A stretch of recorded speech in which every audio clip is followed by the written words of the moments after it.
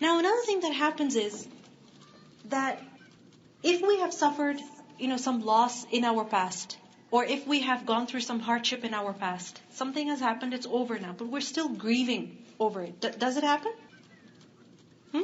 Sometimes we remember an argument that happened 10 years ago, and then we just start crying. Because we can hear those words echoing, in our head, those harsh, very harsh words that somebody said to us. This is remembering our past and grieving over our past. Now, so far we were talking about problems that happen now, right? Which are in our present. But things that have happened in the past also haunt us. They hurt us. Now, how do we deal with that? This is basically called huzn. Huzn is to grieve over what has happened in the past, but it's now over.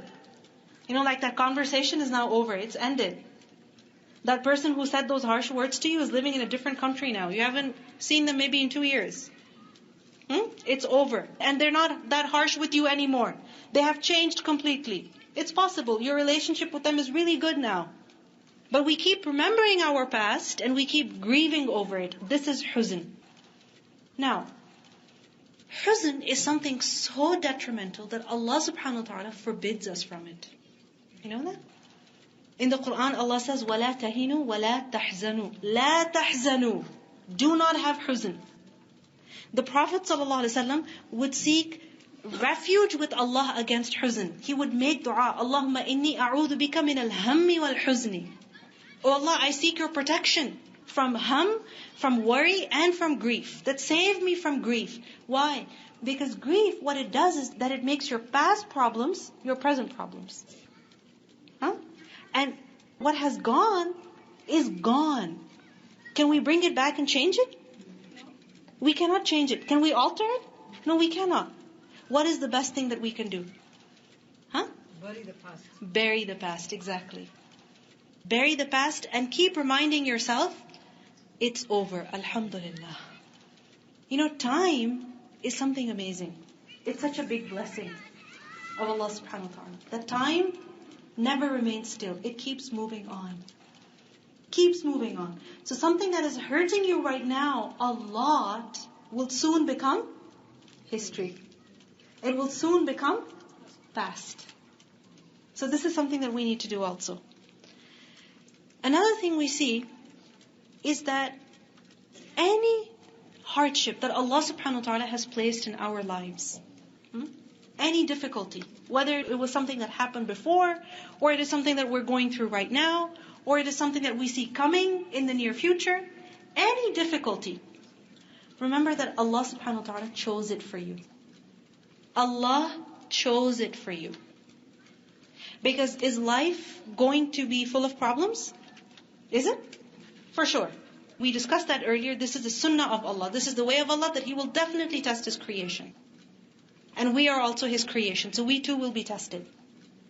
But the fact that, for example, your head may be hurting right now, this is something that Allah chose for you. Right now. Now, sometimes there are things that we choose for ourselves. And then there are things that others choose for us. What do we generally like? What we have chosen for ourselves. But sometimes we're not able to trust our own decision. Which is why when we go shopping, we never want to go alone. Isn't it? We want somebody to come with us, to approve our choices. When we're buying something online, we don't hit buy, purchase, until we have shared that link with somebody. Correct? Because we want approval. Now think about it. The difficulty that is coming in our lives, who has approved it? Allah subhanahu wa ta'ala. Who has chosen it? Allah subhanahu wa ta'ala. So let us be content with the tests that Allah has chosen for us. This is why the Prophet ﷺ used to say, وَأَسْأَلُكَ الرِّضَى بَعْدَ الْقَضَاءِ. Oh Allah, I ask you for rida, for pleasure, after decree. Meaning what you have decreed for me, when it happens, I ask you that you make me pleased with it. You make me content with it. Abu Darda radiallahu anhu, he said, no doubt, when Allah decides a matter, He likes that His servants be pleased with it. When Allah decides something, He likes it, that His servants should be happy with it. Think about it. When you cook something, what do you want? People should enjoy it. They should like what you have decided to cook today. Right? And when you hear a comment as, chicken again? Seriously, Mom? Are we having leftovers? Rice? What do you say? This is not a restaurant. This is a kitchen. Isn't it? What do we want? That even if we are driving at a particular speed on the road, nobody should question us. Right? Nobody should say, can you speed up or can you slow down? Can you move to this lane or can you move to that lane? We're like, no, don't do that. I have decided this, so you better be cool with it. Who are we? We are just people, just mothers, just wives, just women in our families, just friends.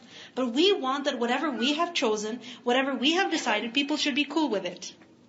Now Allah subhanahu wa ta'ala also makes decisions for us. He decides how to test us, what to test us with. And what does He want? That whatever test He has chosen for us, what should we do? We should be content with it. Ibn Mas'ud radhiyallahu anhu, he said that Allah has made the reward for yaqeen and rida happiness. Meaning when a person has faith, conviction in Allah, and he's also content with Allah's decisions, then what's the reward for that? Happiness. A person will find joy. He will be happy. And Allah has made the result of doubt and anger, grief and sorrow. Meaning when a person will doubt Allah's decisions, His existence, and he will be angry with it, then how will he be? Upset and sad and grieved. Therefore, Ibn Mas'ud radhiyallahu anhu said, whoever is pleased with Allah, then no matter what state he is in, he does not wish for anything other than that. He does not wish for anything other than that. This is rida. That, oh Allah, you chose this for me, I accept it. And when he will accept it, then what does he say? This is the best thing that could ever happen to me. You know, it's amazing. You see the lives of the prophets, alayhimussalam. You see the lives of great people of the past. They went through a lot of hardships. But what do we find? They were happy with whatever happened in their lives. Why? Because they made the most of the situations that they were put in. How could they benefit from it? When they accepted it. When they accepted that, yes, Allah subhanahu wa ta'ala has chosen this for me. You know, a poet once said, عَذَابُهُ فِيكَ عَذْبٌ وَبَعْدَهُ فِيكَ قُرْبٌ. عَذَابُهُ فِيكَ عَذْبٌ. His tormenting you is sweetness. Meaning, even if He is choosing to put you in some hardship, the fact that He is choosing some hardship for you, that itself is sweetness. I don't know about you, but at least for me, when I am given a responsibility, like for example at home, like for example, you have to decide what the menu is going to be. It's very difficult. For instance, if 20 people are coming and you have to decide the menu for 20 people, and then get the groceries and get everything, and order the food and have everything ready, it's very difficult. But don't you have this feeling of happiness that, oh, don't you feel important? Do you feel important? I was chosen for this task. Right? If you're ever volunteering somewhere and you're given some work to do, like real work, do you feel good about it? You feel good about it. Why? Because you were chosen for that work. Was it easy to do that work? Not at all. You were standing on your feet all day long, running around from one room to the other. It was very difficult. But in that difficulty is also this sweetness. There's joy. So عَذَابُهُ فِيكَ عَذْبٌ وَبَعْدَهُ فِيكَ قُرْبٌ. And after that difficulty, what is it that you will find? Qurb, closeness to Allah subhanahu wa ta'ala. So why be upset? There's nothing else you'd rather want, because this is what Allah chose for you. You know, once at Hudaybiyah, the Prophet ﷺ went for Umrah, remember, with his companions, and the Muslims were not allowed to enter into Makkah. They were prevented, and then finally a treaty was made between the Muslims and the mushrikeen of Makkah, and that treaty was basically very difficult. You know, it meant that Muslims would not be able to do Umrah that year. They would have to return and come back the following year. Alright, and some other conditions also. So Umar radiallahu anhu, he was very upset, and he went to the Prophet ﷺ and he said, are we not on the truth? Are we not right here? Then why are we accepting all of this? So the Prophet ﷺ said, Inni Abdullah, walan yudayya'ani. I am Allah's servant, and He will never waste me. This is what we need to remember when we're going through some difficulty. I am who? Allah's servant, and He will never waste me. He will never destroy me. As long as I am His obedient servant, and I am doing the best that I can. Also, remembering that we're not the only ones suffering. This is something that eases the pain for us. This is why we're taught that when it comes to the matters of the world, always look at those who are lesser than you. And when it comes to the matters of the deen, always look at those people who are ahead of you, better than you.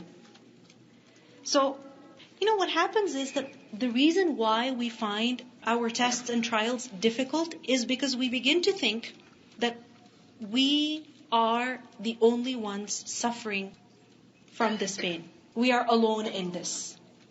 And when we think that we are alone in this, what are we doing? We are basically comparing ourselves to others. I have a headache, my friend doesn't have a headache. I have 5 children to look after. My friend, she's single. She's having the best time of her life. I am diagnosed with such and such disease. My friend is 5 years older than me, and she's not diagnosed with this disease. Right?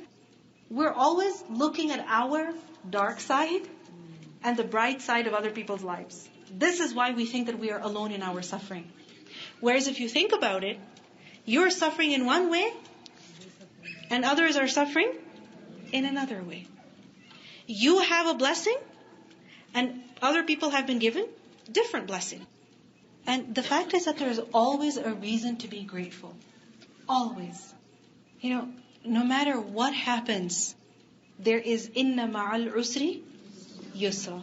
With the difficulty is also ease. It's not only difficulty. It's not only ease. It's with difficulty is ease. Both of them are together.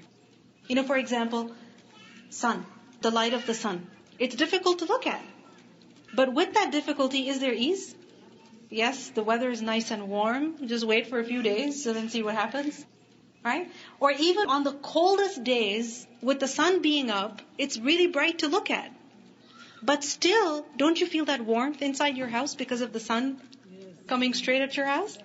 Right? Through the windows? You feel that warmth. So with difficulty is ease. Also, we need to remember that having problems is better than not having any problems at all. Having problems is actually better than not having any problems at all. You see, generally, what is good for us comes to us in not so beautiful or attractive forms. Okay? Like, for example, if you want to have a degree, if you want to have a particular, for instance, a certification, can you just go and buy it with your money? Can you? You can't do that. What do you have to do? You have to work hard. You have to. When you are suffering from some illness, from some sickness, and you need to take the medication, and let's say that medication is only through an injection, is it going to be painful? It's painful, but it is only through that pain that you will find ease. Right? You will find relief. In Surah Al-Baqarah, ayah 216, Allah subhanahu wa ta'ala says, وَعَسَىٰ أَن تَكْرَهُ شَيْئًا وَهُوَ خَيْرٌ لَكُمْ. It's possible that you dislike something, you detest it. But in reality, it is good for you. And this is the beauty of our religion. That there's always, the other side. Always. Things are not one-sided. Never. For example, when it comes to this life, you're going through some difficulties, but you know that it's not just this life. There's also the hereafter. When you are working hard and your efforts are not really producing great results, you know that you're not just going to be rewarded for your results, but also your effort and your intention. Right? So likewise, something may appear to be very difficult and very painful, but there's also a positive side to it, a good side to it. So عَسَىٰ أَن تَكْرَهُ شَيْئًا وَهُوَ خَيْرٌ لَكُمْ.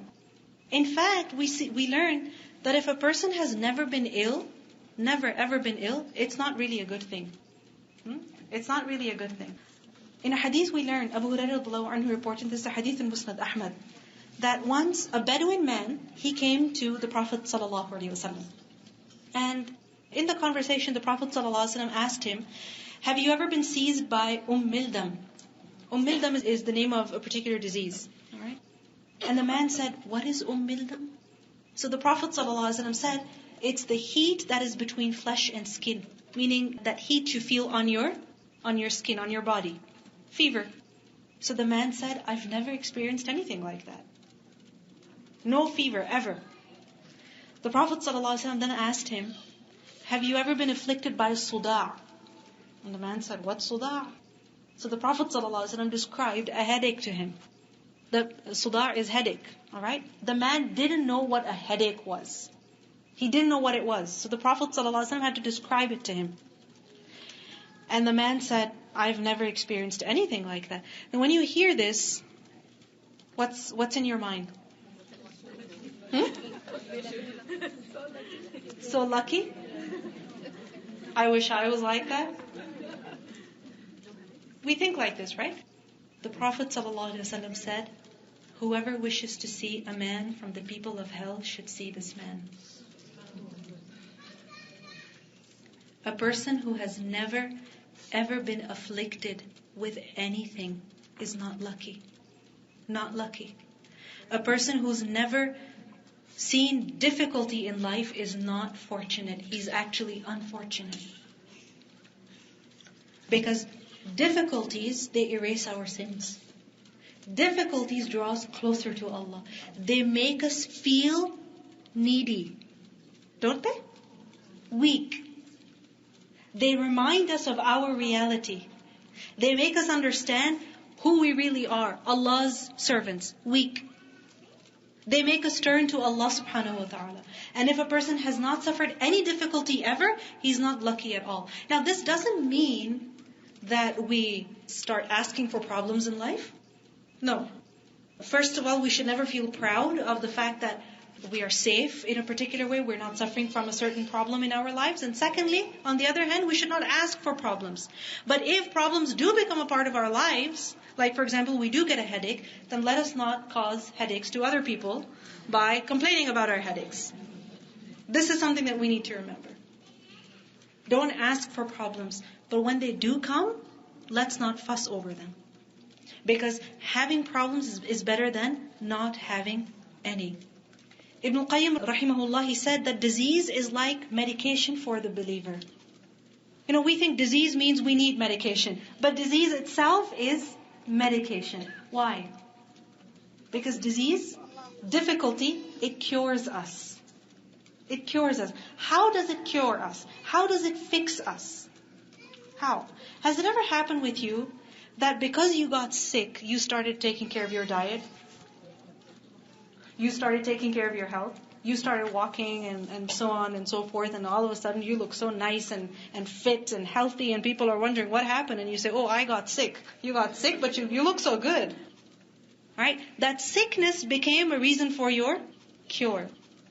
Also remember that if we really want to go further in life, if we really want to draw closer and closer to Allah subhanahu wa ta'ala, then difficulties and trials are definitely going to be there. Because when you look at the lives of great men, great people, whether they were the prophets or even successful in worldly terms, what do you see? These people suffered a lot. Aisha radhiyallahu anha, she said that I never saw anybody suffering so much from sickness more than the Messenger of Allah sallallahu alaihi wasallam.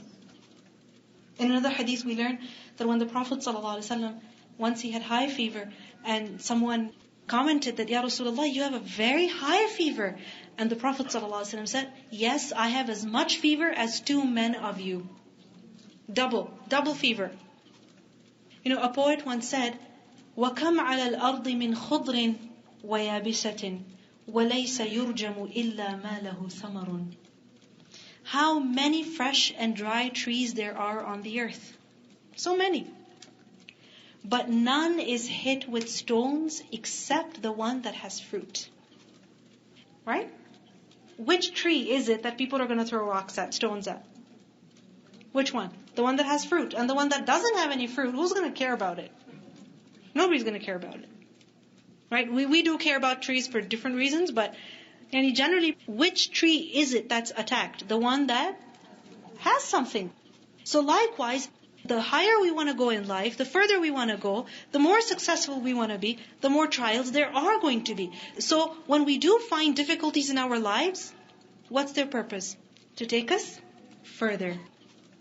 Also, we need to remember that patience over hardship will turn that hardship into a blessing.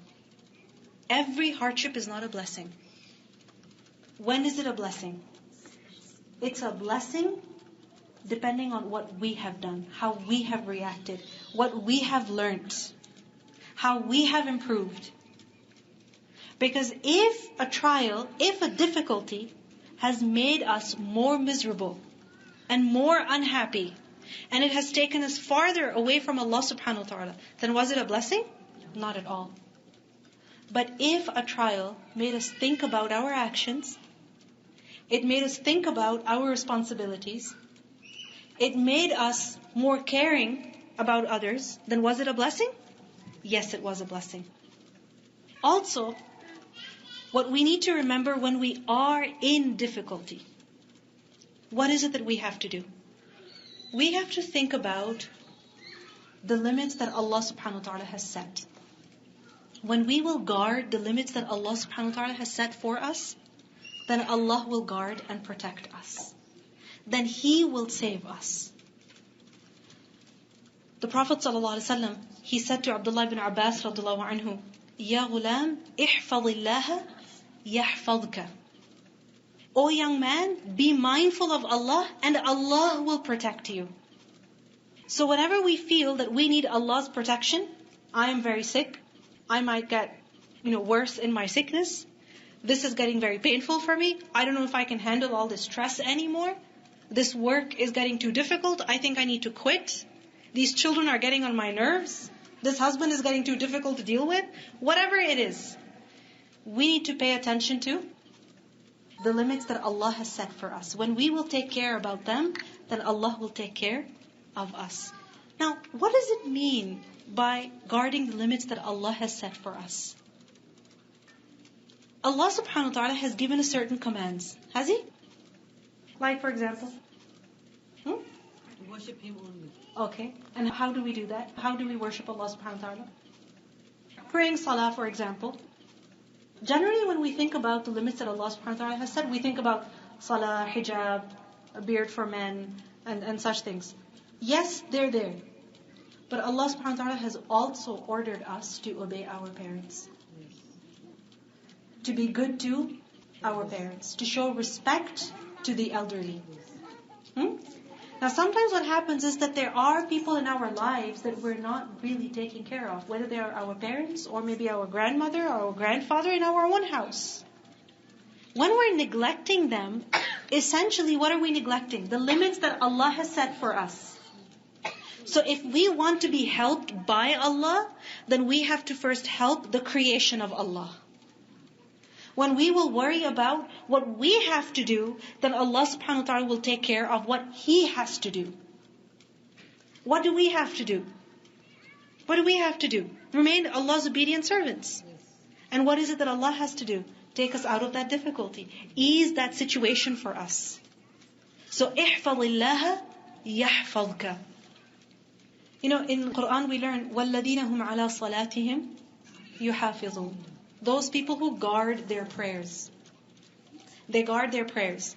And in hadith we learn that the person who guards his prayers, then Allah will guard and protect him from hellfire. Meaning Allah will admit him into paradise. This is a hadith in Musnad Ahmad. So we guard what Allah has obligated us with, and Allah will take care of us. So much so that even if we have died, we are gone from this world, Allah will take care of our children. In Surah Al-Kahf, today is Friday. Surah Al-Kahf, we learn about the story of Khidr. Alright, that how he went with Musa alayhi salam. Rather, Musa alayhi salam accompanied him. And then Khidr, he came to a city, And they asked the people of that city to host them. Alright? But they refused. So Khidr went and he fixed a wall that was about to fall. So Musa a.s. said, why did you do that? These people weren't even as generous as to give us one meal. You're going and fixing their broken walls? Why did you do that? So Khidr said that under this wall was a treasure belonging to 2 orphans. وَكَانَ أَبُوهُمَا صَالِحًا. And their father was a righteous man. So Allah wanted that their treasure be preserved, their property be preserved, nobody gets their hands on it, it is saved, and when they're older, they can take it. Who's looking out for these children? Who is? Allah subhanahu wa ta'ala is. Why? Because the father was a righteous person. Now sometimes what happens is that when we are in difficulty, we think that we have to deal with our problems ourselves. The burden lies on us. I have to fix this. I have to deal with it. Right? I have to fight this problem in my life. But the fact is that we cannot do it alone. For example, if you have a headache, a simple thing, what do you want to do? You just, get your hands on that headache somehow and yank it out and throw it away. Can you do that? What if you have 5 Tylenols? Will it work? If you're taking 5 Tylenols, it means that 1 doesn't work for you. 3 don't work for you. Which means that probably 5 won't work for you either. Isn't it? So, the fact is that problems that come in our lives, we really don't have full control over them. When they come and when they leave, we don't have control over them. Who has control over them? The one who sent them in the first place. He sent that difficulty to us, and He will take that difficulty away from us. So, while we are in that difficulty, what is it that we need to do? Turn to Allah subhanahu wa ta'ala and think about what we have to do and repent from our sins also. Because sometimes, not always, sometimes the difficulties that we're going through are a result of our own sins. They're a punishment of our sins. They're basically, difficulties are meant to wake us up. In Surah Ash-Shura, ayah number 30, Allah subhanahu wa ta'ala says, وَمَا أَصَابَكُم مِّن مُّصِيبَةٍ فَبِمَا كَسَبَتْ أَيْدِيكُم.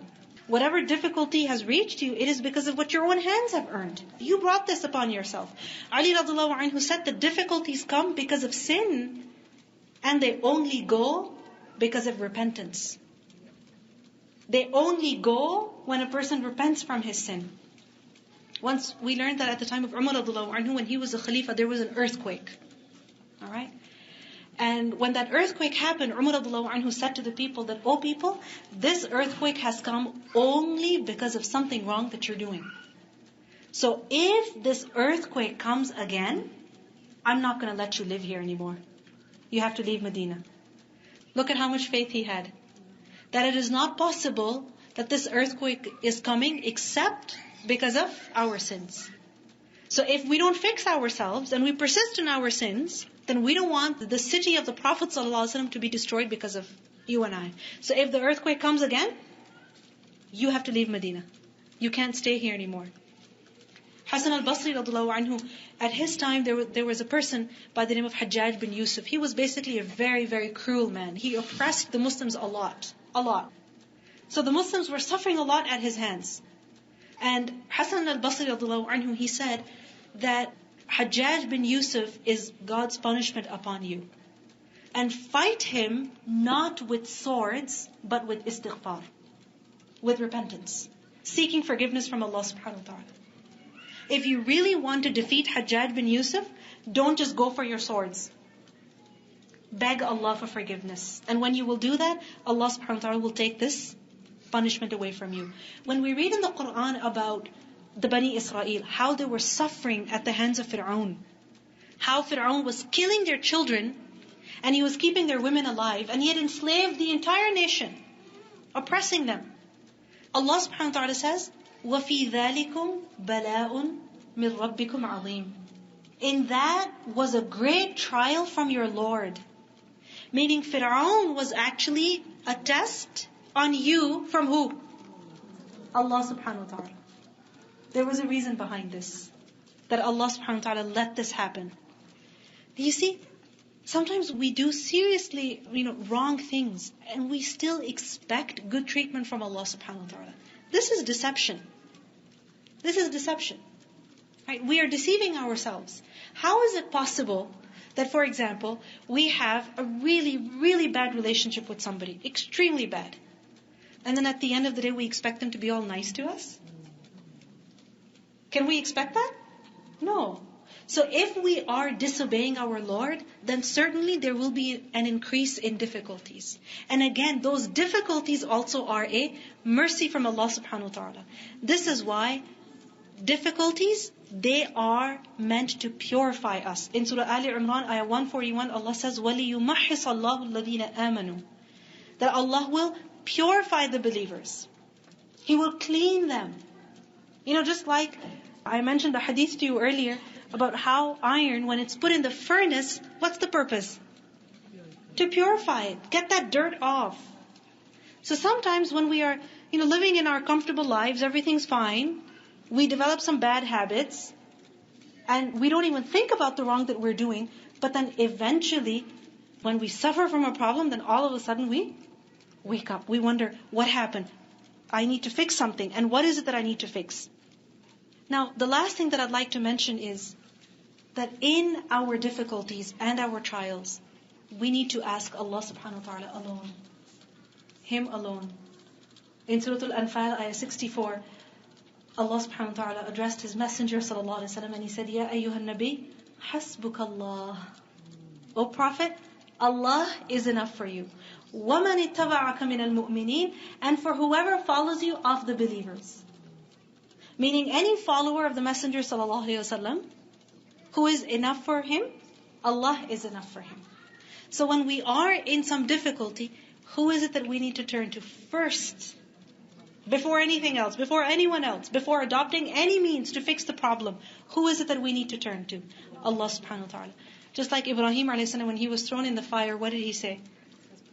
Hasbi Allah. Allah is sufficient for me. The Prophet ﷺ said, whoever suffers from destitution and he begs people for it, meaning for help, then his destitution shall not end. His poverty, his pathetic state, it will never ever be over. Never. He will continue to remain like that. And whoever suffers from destitution and he beseeches Allah for it, then Allah will send provision to him sooner or later. Meaning that Allah will extract him out of that difficulty. And in order to call upon Allah alone, we need to have complete faith and trust upon Allah subhanahu wa ta'ala. Just like Musa alayhi salam, when he was basically facing the sea, just imagine, not just a pool of water, not just a lake, a sea. Sea. With its, waves and so much water. And then behind him is the enemy, Fir'aun. Which enemy could be worse than Fir'aun? Seriously. Which enemy? He was a baby killer. Fir'aun was a baby killer, literally. Behind him is Fir'aun, in front of him is the sea, with him is Bani Israel, who were extremely cowardly at that moment. And Musa a.s., what did he say? Inna ma'iya Rabbi sayahdini. With me is my Lord who will save me, who will guide me. And for this we need to have husnul dhann billah. We need to think good about Allah subhanahu wa ta'ala. We need to think positively about our Lord. That if my Lord put me into this, He will definitely have some good in store for me. In Hadith Qudsi we learned Allah subhanahu wa ta'ala says that أَنَا عِنْدَ ظَنِّ عَبْدِي بِي. I am as my servant thinks I am. So if we're going through some difficulty and we expect the help of Allah, then Allah will never disappoint us. Never. But if we expect that, Allah will abandon us, He hasn't heard my prayers till now, I don't think He's going to help me, I wonder if He's even there, then that is what we will find. So we need to have husnul dhann billah. Something that will help us increase in our positive thought about Allah subhanahu wa ta'ala, having hope in Allah. Just look at Allah's creation. How many there are. Just think about it. For example, if you want more money, for instance, just take a look at the people who are in this hall. Take a good look. Come on. How many people are sitting over here? Who is the provider for every single one of us? He is, right? How many hearts are there in this room? How many hands are there? How many breaths do you think each person in this room has taken since they entered? Who provided every single one of us with oxygen? Who did? Allah subhanahu wa ta'ala. Didn't He? So is our Lord stingy that we shouldn't ask Him? Not at all. He's so generous. So always have positive thought about Allah subhanahu wa ta'ala. And He will not ever disappoint you. And leave your affairs to Allah. And that means that whatever Allah has decreed, then let's accept that also. And have faith that ultimately for patience, the reward is always excellent. Because in Surah Hud, ayah 49, Allah says, فَاصْبِرْ إِنَّ الْعَاقِبَةَ لِلْمُتَّقِينَ. Be patient.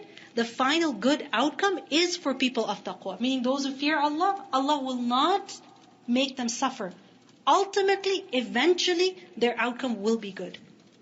And for this, of course, we have to make dua. Just like the prophets of Allah did. Because dua is the weapon of the believer. Right? So we need to fight our problems and difficulties that come our way with which weapon? Dua. You look at the Quran, so many stories of the prophets are mentioned and their du'as are mentioned. وَلَقَدْ نَادَانَا نُوحٌ. Nuh called upon us. وَنُوحًا إِذْ نَادَى مِنْ قَبْلِ. Nuh, when he called to Allah from before. وَأَيُّوبَ إِذْ نَادَى رَبَّهُ. And Ayyub, when he called upon his Lord. وَذَنُّونَ وَزَكَرِيَّا. So many prophets, one after the other are mentioned. Yusuf a.s. father. إِنَّمَا أَشْكُ بَثِّي وَحُزْنِي إِلَى اللَّهِ. So make dua, and make dua, and make dua. And more, and never stop. Because what does Allah say? وَقَالَ رَبُّكُمُ ادْعُونِي أَسْتَجِبْ لَكُمْ. Your Lord says, call upon me, I will answer you. I will respond to you. Who's more truthful than Allah? Is there anyone who's more truthful than Allah? Anybody? Nobody. Allah is the most truthful. So if He has said, call upon me, I will answer you, then we need to have faith in Allah's promises. And for our du'as to be accepted, we have to remember Allah in good times. We have to. You see, there are two types of ma'rifah of Allah. Two levels of knowing Allah. One level is amma. Yeah, I know Allah. I believe in Allah. He exists. He's one. I worship Him. He created me. This is a general level of knowing Allah. But then there's khassa. A ma'rifah that is khassa. Knowing Allah at a higher level. And what is that? Knowing that my Lord will take me out of this. He put me in this, He will take me out of this. I trust in Him, I fear Him, I remember Him, and when I remember Him, I feel content. أَلَا بِذِكْرِ اللَّهِ تَطْمَئِنُّ الْقُلُوبِ. This is the ma'rifah of Allah that we need to have. Once a salaf, he said that so many poor people have left this world without tasting the most delicious thing. Without tasting the most delicious thing. And he was asked, what is that delicious thing? He said, ma'rifah of Allah. How many people have left this world without tasting this sweetness of knowing who Allah subhanahu wa ta'ala is? So we need to know Allah, remember Allah in good times. And then Allah also will remember us. This is so beautiful. The more we get to know people, the more faults we learn about them. But the more we learn about Allah subhanahu wa ta'ala, the more we grow in His, in love for Him, in appreciation for Him. Allah subhanahu wa ta'ala also has ma'rifah of His people. He knows His people, right? That is also of different levels. One is general. Allah knows about every single creature. وَلَقَدْ خَلَقْنَا الْإِنسَانَ وَنَعْلَمُ مَا تُوَسْوِسُ بِهِ نَفْسُهُ. Allah says He has created the human being and He knows what the soul whispers. Every single creature, every single human being, Allah knows about him. But then there's a khassa level, a higher level of Allah knowing His servants also. And what does that mean? That Allah doesn't just know His servant, He loves him. He protects him. He helps him. Responds to his dua. Relieves him of his difficulties.